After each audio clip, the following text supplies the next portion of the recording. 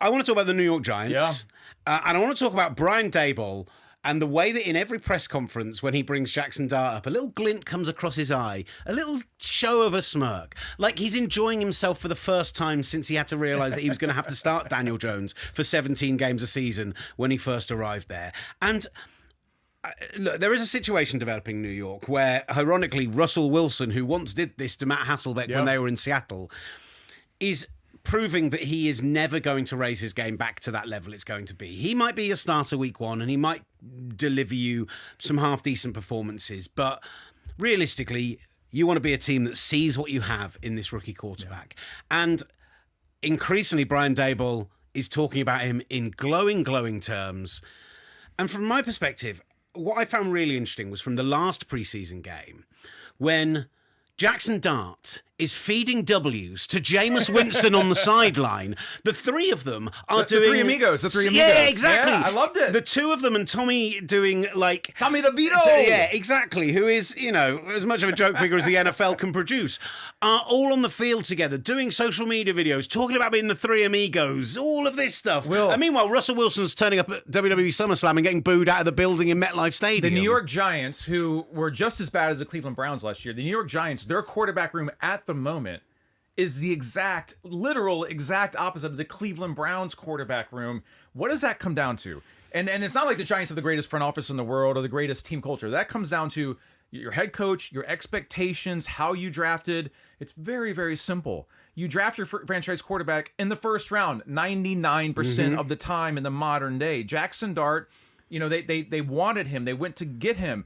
They handled it well initially. I spoke with Brandon Love, who does a lot of stuff with the New York Post and is around the Giants. We had this story exclusively at talkSPORT and on Twitter at talkSPORT _USA, talkSPORT.com, Will. He was saying that the Giants initially, Russell Wilson is a guy. Russell Wilson is a guy. There's no competition. And then what happens naturally? You watch the preseason games. Jaxson Dart is confident. He's smooth. He has swagger. He also plays really well. He's not turning the ball over. He continues to impress the Giants. And so naturally, he starts to become that guy.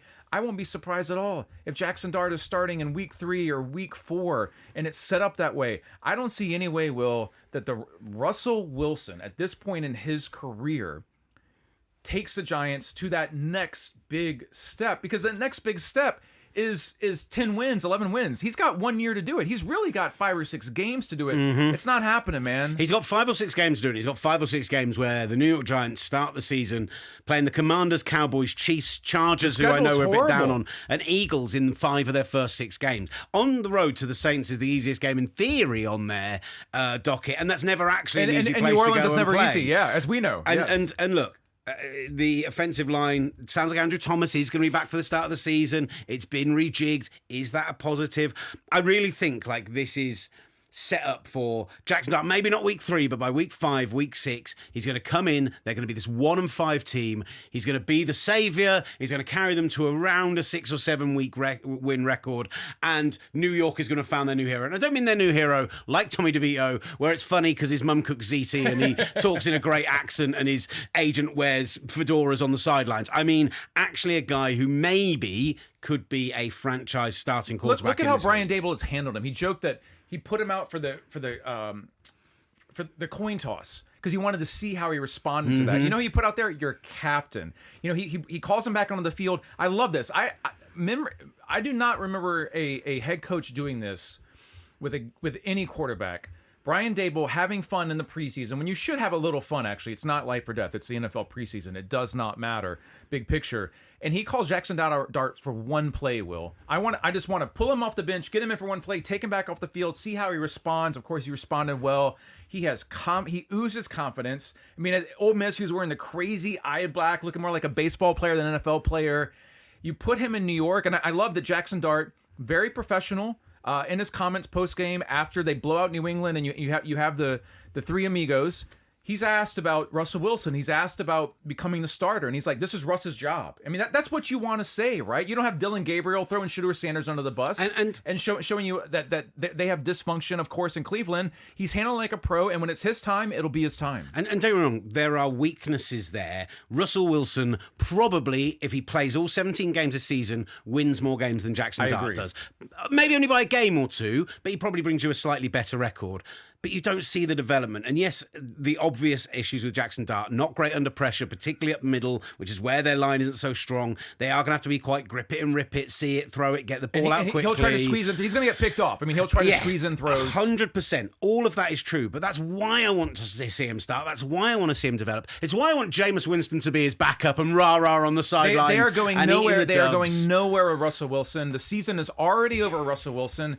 It's only a matter of time until Jaxson Dart takes over. And the only question is, when does that happen? Because Brian Dable, who should have lost his job last year, Joe and Schoen as GM should have lost their jobs. They've got one shot, Will. And you know how you keep your job in New York City? That you find your rookie quarterback, your franchise quarterback, and all of a sudden, if you win 6 or 7 games, you have hope. If you win 6 games with Russell Wilson, it's over. You're getting fired. Yeah. If you win 6 games with Jaxson Dart in New York City, you have hope, and you're sticking around for another year. Before we move on to the Dallas Cowboys, greatest coin toss story of all time, just to throw it in there, has to be Jeff Fisher sending out every player that they picked from the RG3 trade after. That's still the all-time great for me. And I think I want to see more head coaches having fun with that. Obviously, Jeff Fisher does something, trolls him like that, finishes 8-8, gets fired 2 years later. But more fun. Let's have you watched the NFL is the no fun league. Let's have some more fun.